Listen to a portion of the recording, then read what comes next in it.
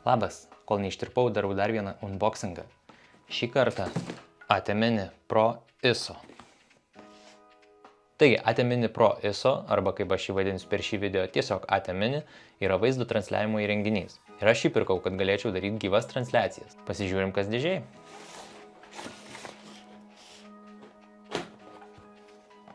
Kaip visada turim popieriukus ir po jais yra kažkas, bet kiek pamenu, AT Mini yra apačioj. Pradžiai pasižiūrim į jį, dėžę į šalį ir štai jis atrodo taip. Pasižiūrim, kas atėjo kartu su juo. Tai turim popieriukus ir čia yra instrukcija, kaip juo naudotis. Siūlymas parsisiųsti DaVinci Resolve, lipdukas ir tada visi laidai, kas su juo. Ir čia yra maitinimo laidas. Maitinimo laidas su keičiamais galiukais, tad bet kuriam regione užsisakęs gausi savo tinkamą. UK, mūsų europietiškas standartinis.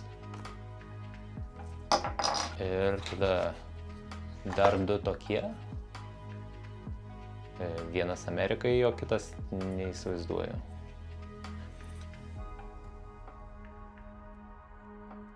Tai kaip matot, su AT Mini ateina tik tais maitinimo laidas ir pats įrenginys ir su juo negaunat jokių papildomų laidų daugiau. Tad grįžtam prie paties AT Mini. AT Mini Pro ISO ir AT Mini kitos versijos turi po 4 HDMI jungtis, į kurias galite prisijungti savo kameras.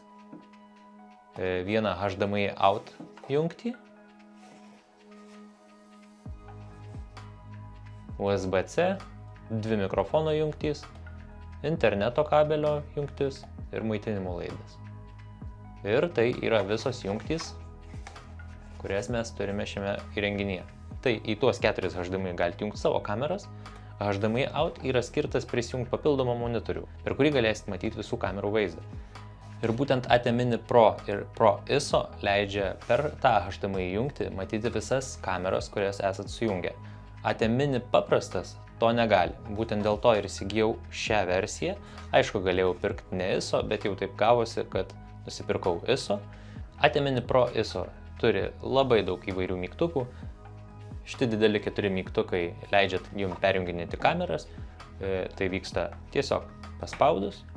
Su šiuo mygtuku programuodami galite taip pat perjungti kameras. FTB mygtukas jums neiškviečia specialių tarnybų, o tiesiog yra Fade to Black ir jį paspaudus vaizdas užtemsta. Toliau yra labai daug funkcijų įvairių kitokių. Kaip matote, virš kiekvieno šito didelio mygtuko yra daug mažų mygtukų, tai jie yra taip pat susiję su šitais kanalais. Šitie 4 mygtukai yra grinai mūsų garso valdymo mygtukai. Jeigu mes prijungsime mikrofonus čia, mes juos valdysime su šiais mygtukais. Taip pat turime čia mygtukus. Tai jie yra vienodi prie kiekvienos kameros ir iš eilės žiūrint yra AFV mygtukas, tai Audio Follow Video mygtukas. Turime Reset mygtuką, tai atstatys garsą, įjungti garsą, išjungti garsą ir garso leveliai. Šitie garso mygtukai reguliuoja būtent garsą, kuris ateina per HDMI jungtis. Stop! Labas, čia Deividas, tas, kuris montuoja, o ne filmuoja. Šitas video buvo šiek tiek ilgesnis, bet dėl techninių nesklandumų aš jį stabdau čia. Palieku šiek tiek techninių nesklandumų pasižiūrėjimui. Bet apie AT Mini sukursiu detalesnį video, apie tai, kaip jis veikia, apie jo visą funkcionalumą. O toliau planuose Lenovo Lock-Q nešiojamasis kompiuteris ir nusivylimas juo, bei kita įvairi technika. Jeigu turi klausimų apie AT Mini, parašyk komentarą, galbūt spėsiu jį atsakyti per kitą video. Taip pat gali klausti apie Sony FX6, o galbūt yra kažkoks kitas tave dominantis prietaisas. Parašyk, pasižiūrėsim, ką pavyks padaryti. Ačiū, kad žiūrėjai ir susimatom kitą kartą.